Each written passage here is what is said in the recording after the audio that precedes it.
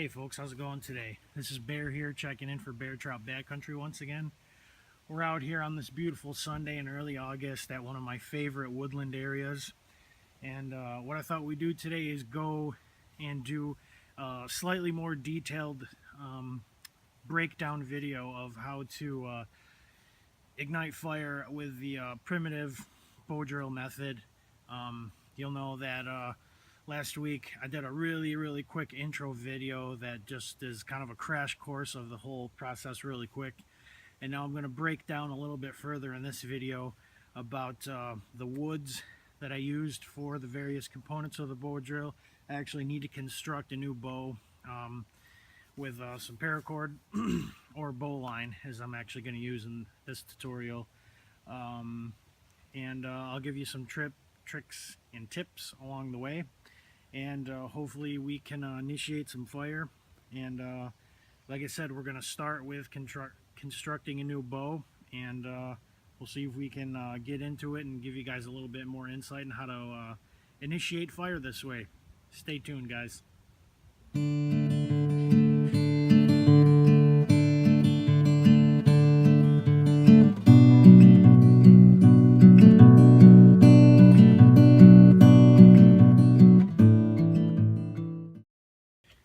Alright, so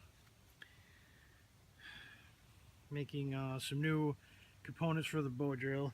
This is a green piece of beech wood that I harvested on the way out here.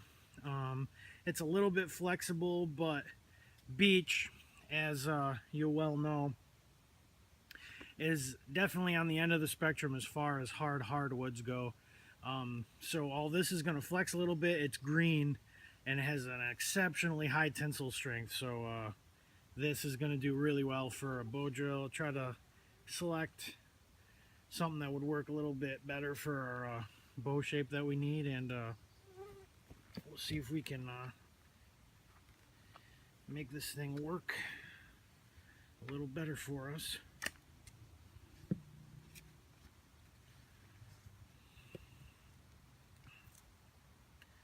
So I'm just going to do 2 notches, try to eyeball the best spots in here. Probably something like this.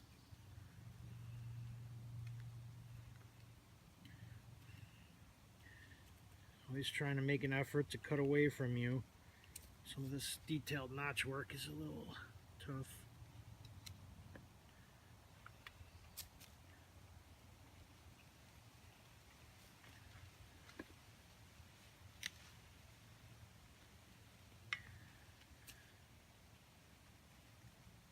Even when it's green, it's still as hard as it comes with this beech wood.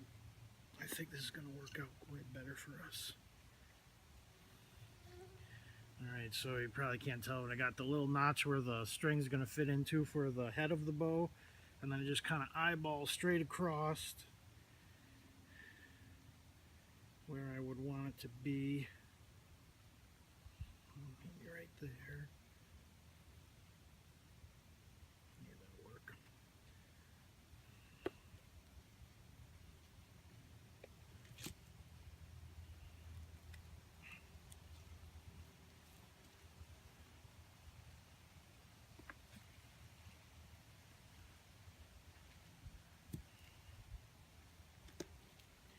I'm going to try the past couple bows that I've made.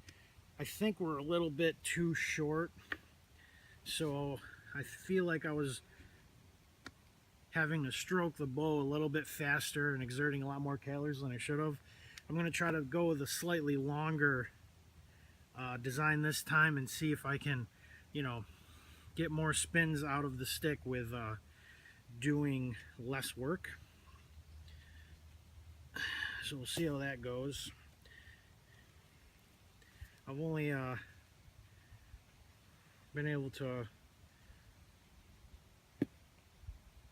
start fire this way, I don't know, maybe a dozen or 20 times, something in that vicinity, because it's a difficult thing to do, especially in this climate where things are really damp. It's really hard to collect dry tinder, and I definitely question sometimes how effective of a survival method of starting fire that this would be in this climate. You really have to get lucky with the wood that you're able to secure. Um, so, like I said, because of that fact, I've only been able to initiate fire a few times this way. And every year or so, I try to get a fire going this way just to have general knowledge of it, keep it going. So what I'm going to do is just put a simple bowline knot in one end of this number 36 bank line, which has, I believe it's a 175 pound test rating, so that's well and above what we would need for today.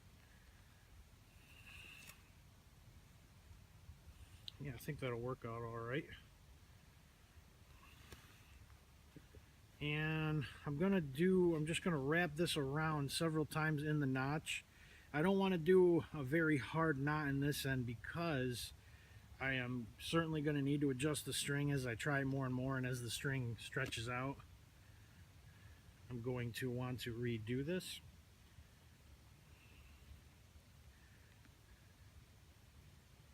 I might want to even do that a little tighter. And I'm going to probably want to cut a little excess off of this to kind of make it a little easier on me. As far as the weight and balance of it goes, when I'm pushing it through the spindle.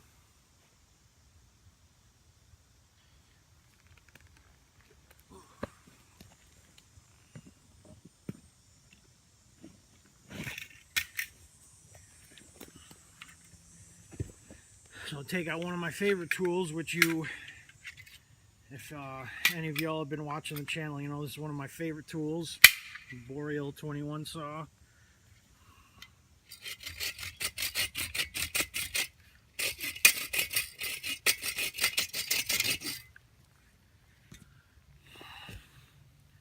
All right, and I think that'll get us started. So this is the same. You'll see it's already been used, but still got some life in it. I'm going to clean it up and use the other side, but this is just a piece of eastern cedar that I harvested from Butternut Creek, the banks of Butternut Creek, not too far from here. I've had the best luck with cedar, so I actually opt to use red cedar for both the spindle and hearthboard. And I think it was about something like a 4-inch round. What's that, maybe a foot long piece. And then just another little branch that I whittled down to make it as straight as I could. Hearthboard, not too tricky. You know, you pretty much just baton your knife through it down two sides and create something in, 3/4 inch, 7/8, maybe up to an inch. Definitely not more than an inch. 3/4, 7/8 is usually the best thickness for this. Make it long enough so you got a spot to put your foot to keep everything secure, and still plenty of room to do your burn hole. So hearthboard isn't too tricky. I have found really dialing in and really trying to get a nice, good straight piece for your spindle is really key, because if this is bowed at all, it's going to wobble like really fast when you're pushing your bow through it, and that's going to create little air pockets where heat can escape out of your burn hole on the hearthboard. So the straighter you get this, then it doesn't let any heat escape at all. You're just keeping it in the exact same spot without any wiggling. That's what you want. So I feel like the people who are best able to succeed best with fire this way is the ones who have taken pains and taken time to really, really dial in their spindle. So that's where the magic is, in my opinion. And again, I try to use something that's about the diameter of your thumb. Is usually the what you want to look for. That's a good place to start. Of course, once again, Haskell Forge Firecraft tool.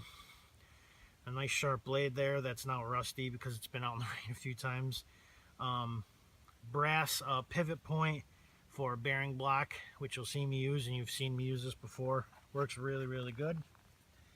And I've got just some jute twine nests that I just made. Some yellow birch bark, that will be my secondary. On top of that, I'll put some shavings of mahogany from my wood shop, and then my larger fuel wood. So I think I got all the components together, ready to try this out, and we'll see if we can get it going.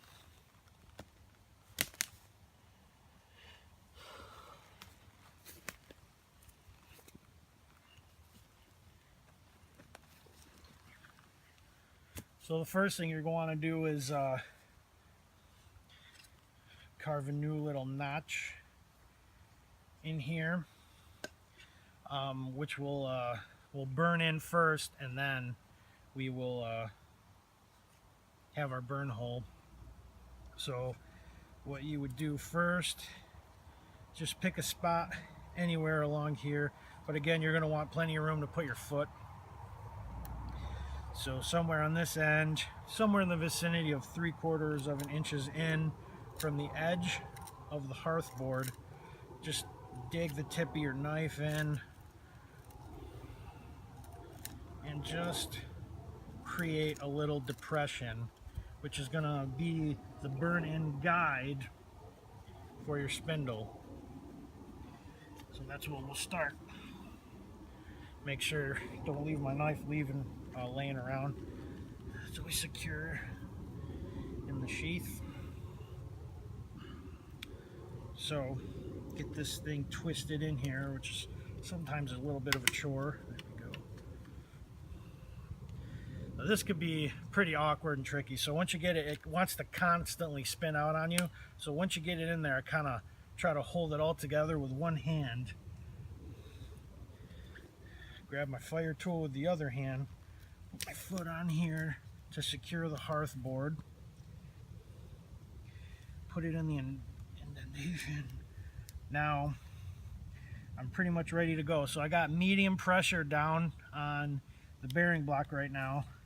And one key thing is posture is everything for this, because you're going to exert a lot of calories. It's a really tricky way to start fire. So what I do to make sure I keep from wiggling back and forth as I'm pushing the bow through and keeping down pressure is I put my knee, like you see right here, and I just lean my arm right up against my knee, and that really makes a nice stronghold for me to keep this arm nice and steady.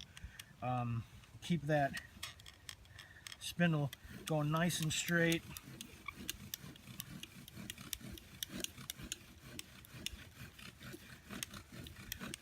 And that's going to work out real good for us.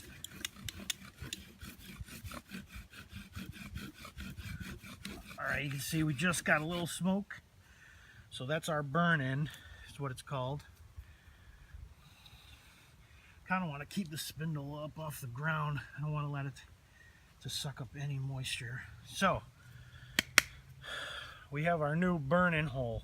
So now we need to, as you see here, cut a little V-notch into the very edge of that burn-in depression, and that will kind of create the funnel for all that hot ash to collect in one condensed spot, and that's what's going to create the glowing red ember that we need to transport to our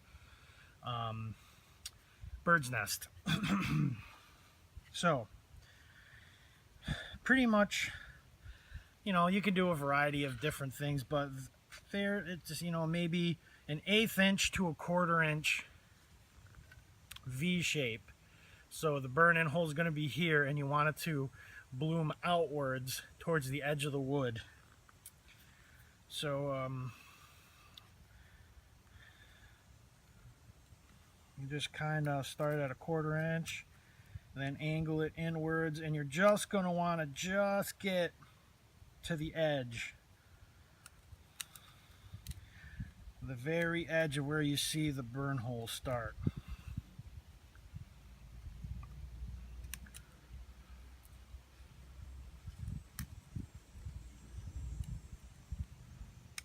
Some people do this with a saw.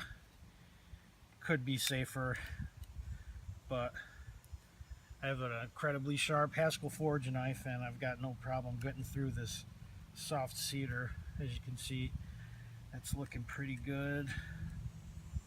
Clean it out just a little bit. All these little, take pains, go slow. All these little details mean a lot when you really need this fire to go.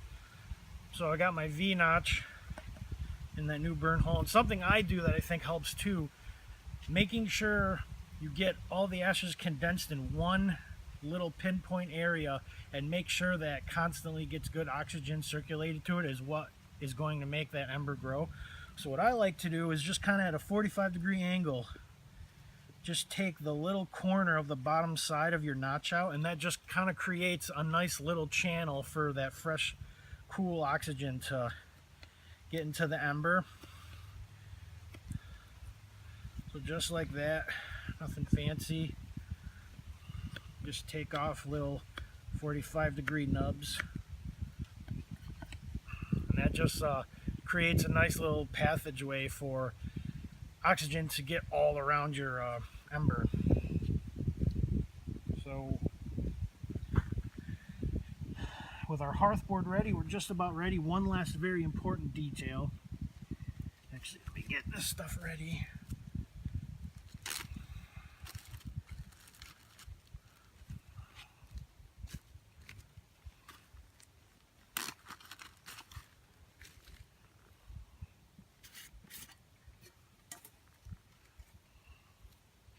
So, okay, that's looking good. We're pretty much all set there.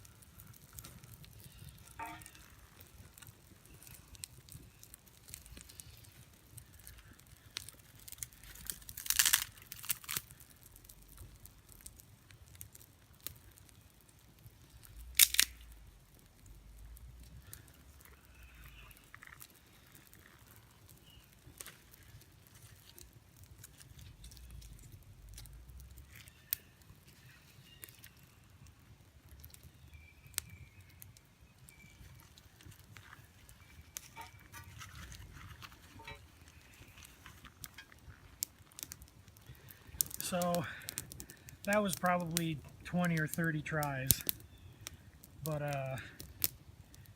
it's just all in the matter of just being able to hang in there long enough to get that perfect ember going, and you just got to keep trying. It's all just trial and error. You can just tell by how the smoke kind of rises off it. If it's a lot of smoke, if it's kind of spiraling in all directions, you just got to keep trying and trying, and you'll just get that little black smoldering ember that'll start glowing red. And it's a lot of work. And as far as its effectiveness of being a legitimate, method of starting a survival fire in the northeastern United States, I really don't know. It's always damp. It's going to be a lot harder up here to find dry tinder materials, creating the perfect bird nest. It's a really tricky thing, but if you stick with it, the thing about bushcraft is the whole essence of not giving in and doing whatever it takes, using your knowledge and just not giving in. That's the key to it.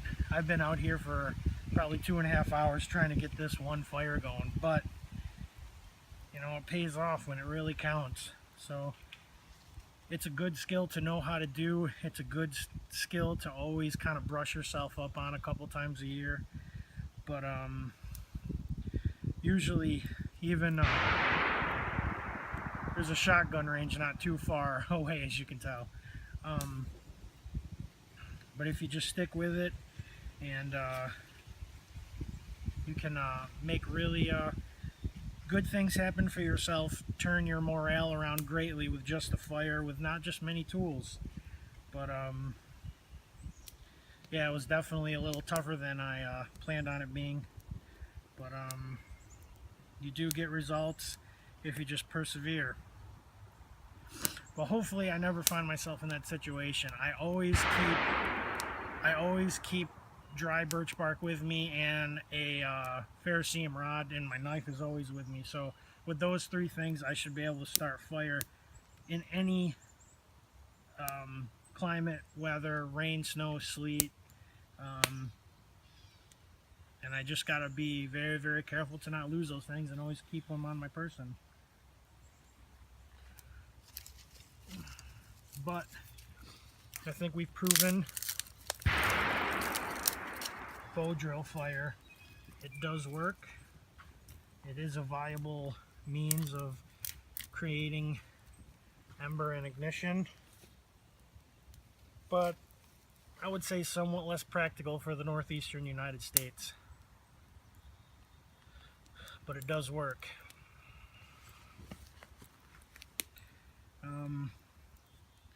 So if you got any questions or comments, I'm sure there's probably a step or two that I have neglected to really go over with in this episode, but feel free to leave me a comment with any questions or comments, and I'd be more than happy to answer them. This is Bear here for Bear Trout Backcountry. We'll see you guys on the next one.